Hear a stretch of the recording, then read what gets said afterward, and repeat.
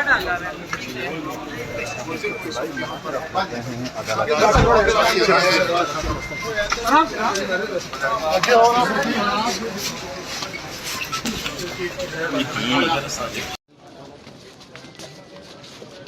अदालत के बैठो बैठो।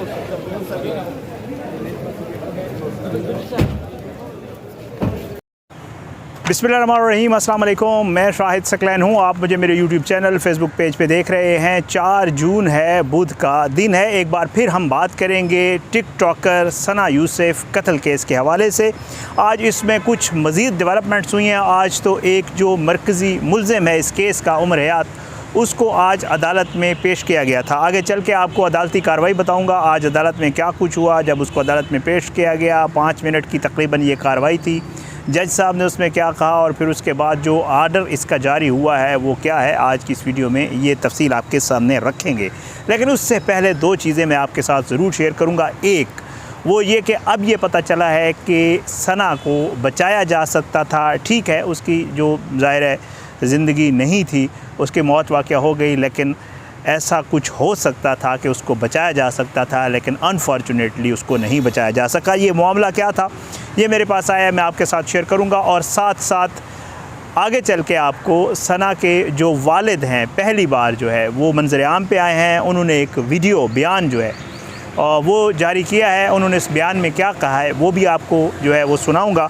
और इस केस के हवाले से आज की डेवलपमेंट, जब ये अदालत में सब कुछ हो रहा था तो अचानक एक खातून की एंट्री हुई अदालत में। जज साहब ने कहा कौन है, अंदर आने दें। उन्होंने क्या कहा, ये सारी चीज़ें आज की इस वीडियो में तफसील के साथ जो है वो आपके साथ शेयर करेंगे। बहरहाल जी, कोशिश है इस मामले के ऊपर मैं एक चीज़ क्लियर कर दूं। शुरू में मेरे जहन में आ गया, मुझे नीचे किसी ने कमेंट किया हुआ था कि आपने उमर हयात की तस्वीर नहीं दिखाई। वीडियो के ऊपर मैंने नहीं लगाई, लेकिन अगर आप मेरी पिछली वीडियो का थंबनेल देख लें तो उसके ऊपर वो तस्वीर लगी हुई है।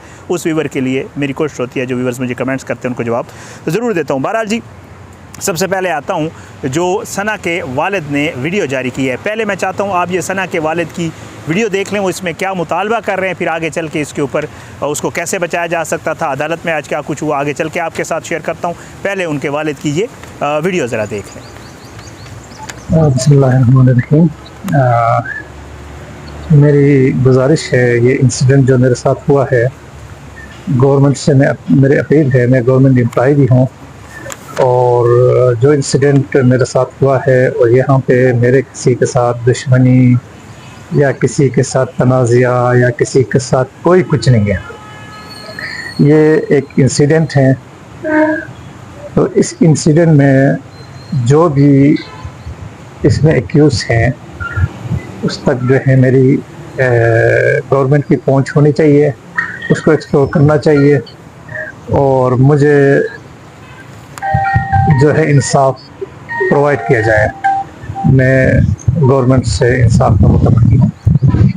सना के वालिद की वीडियो आपने देखी जी। ज़ाहिर है इनके हवाले से मुझे ये पता चला है कि ये लोगों की बेटियों के राइट्स के लिए लड़ते थे, लेकिन अनफॉर्चुनेटली इनकी अपनी बेटी के साथ बहुत बड़ी नाइंसाफ़ी की गई और उस जो है खूबसूरत हंसती मुस्कुराती छोटी सी बच्ची को जो है वो एक ज़ालिम शख्स ने ये सब कुछ करके जो है वो उससे उसकी ज़िंदगी छीन ली, उससे उसके जीने का हक़ छीन लिया। बहरहाल ये मामला था। अब मैं आगे चलता हूँ कि जी आखिरी 25 मिनट जो है, ये हमारे दोस्त हैं सहाफ़ी नूरुल अमीन, वो ये कहते हैं कि जब सना को गोली लगी, जब ये मार कर वहाँ से फ़रार हुआ, तो तकरीबन 25 मिनट जो है सना वो फ़र्श पर तड़पती रही।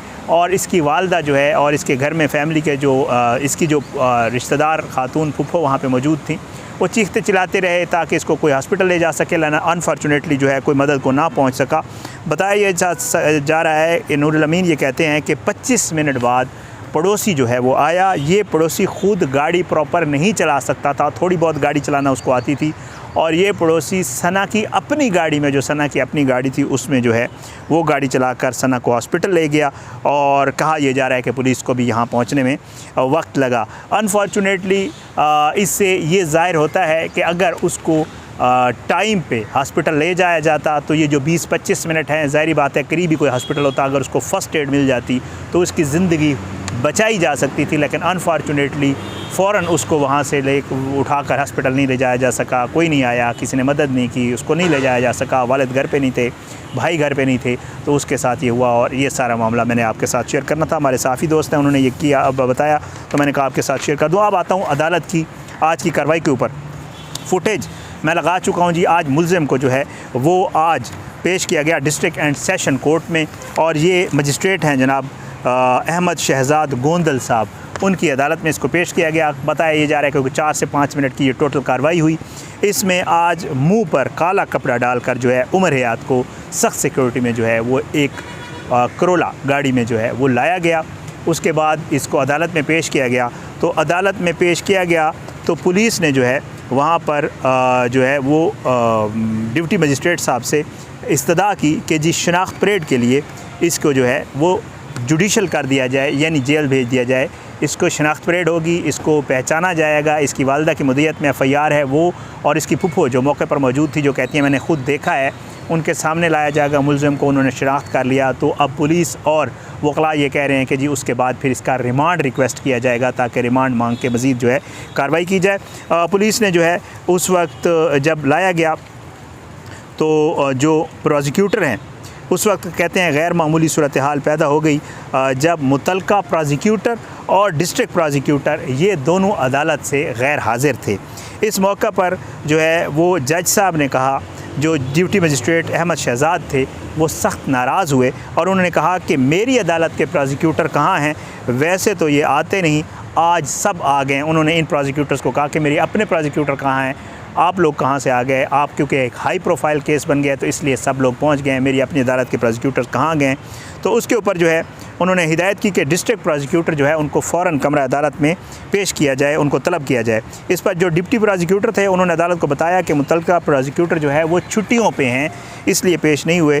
जिस पर मजिस्ट्रेट ने दो टोक अंदाज में कहा कि जब तक डिस्ट्रिक्ट प्रोसिक्यूटर नहीं आते मैं केस आगे नहीं बढ़ाऊँगा। बहरहाल अदालत में कुछ देर वक्फ़ा हुआ और वक्फ़ा होने के बाद जो है दोबारा जब अदालत में ये लोग पेश हुए तो फिर उसके बाद जो डिप्टी मजिस्ट्रेट साहब थे उनको जैसे पुलिस ने रिक्वेस्ट की हुई थी कि जी आप इनको जुडिशल कर दें, तो उसके बाद जो है उन्होंने बाकायदा तौर पे मुलज़िम को 14 दिन के लिए जुडिशल रिमांड पर जेल भेज दिया है। और पुलिस को ये कहा है इस दौरान, क्योंकि जो उसके बाद का आर्डर भी आ गया है, वो आर्डर भी मेरे पास मौजूद है।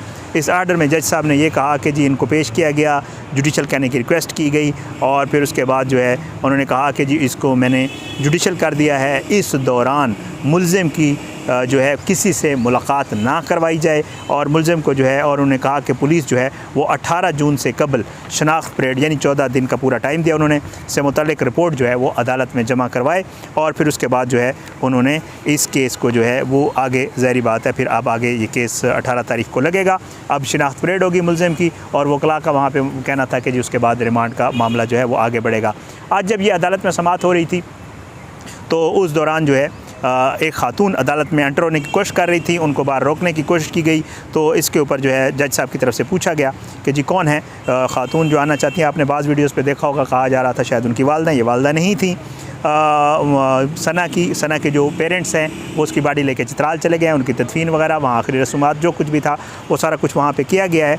तो बहरहाल ये जो ख़ातून हैं ये आपको पता है ये फलक नाज चित्राली साहिबा हैं, ये सेनेटर हैं, सेनेट ऑफ पाकिस्तान के मेंबर हैं चित्राल से। ये बहुत एक्टिवली ये कहती हैं कि ये जो मेरे रिश्तेदार भी हैं, फैमिली के हैं, ज़ाहिर बात है। तो वो वहाँ सबसे पहले भी जो पहुँची थी सना के घर वो फलक नाज चित्राली साहिबा पहुँची थी और आज अदालत में भी जो है वो फलक नाज चित्राली साहिबा ही आई थी और उन्होंने वहाँ पे मीडिया टॉक भी की और उन्होंने मीडिया वालों को बताया उनकी फ़ैमिली के हवाले से और बहुत सारी चीज़ों के हवाले से। तो बहरहाल एक मामला अदालत में ये भी हुआ कि सबको एक बार जो है वो चौंक गए कि ये ख़ातून कौन है। बाद में पता चला कि ये सेनेटर फलक नाज चित्राली साहिबा हैं।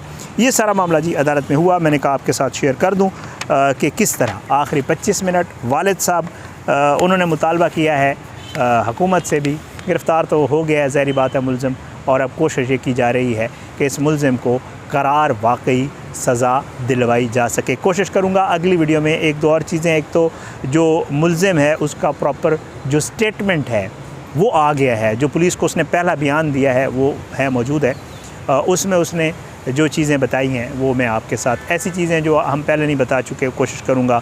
मैंने इसलिए अभी वीडियो उसके ऊपर नहीं की कि वो चीज़ें जो अभी नहीं बताई वो उसमें अगर हैं तो वो मैंने स्टेटमेंट थोड़ा सा पढ़ा है तो वो भी आपके साथ शेयर करेंगे।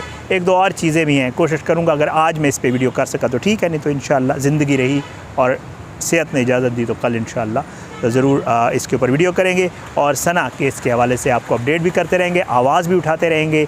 और मेरी कोशिश ये है कि फ़ैमिली मेम्बरान जब वापस आ जाए उनसे भी मुलाकात भी करूँगा, बात भी करूँगा, अगर वो विलिंग हुआ तो इंटरव्यूज़ भी करूँगा और आप तक ज़रूर पहुँचाऊँगा। इस केस पे बात करते रहेंगे जब तक इस शख्स को, जिसने महज इसलिए कि वो इससे दोस्ती नहीं कर रही थी, उससे उसकी ज़िंदगी का हक़ छीन लिया, इसको सज़ा दिलवाने में इंशाअल्लाह अपना वह किरदार ज़रूर अदा करेंगे। अपनी दुआओं में याद रखिएगा। अल्लाह हम सब का हामी नासिर हो, अल्लाह हमारे मुल्क का हामी नासिर हो। इजाज़त ज़रूर होगी अगली वीडियो में, लेकिन बशर्ते ज़िंदगी। इजाज़त दें पाकिस्तान, मुलाकात ज़रूर होगी। इजाज़त दें पाकिस्तान जिंदाबाद। अल्लाह हाफ़िज़।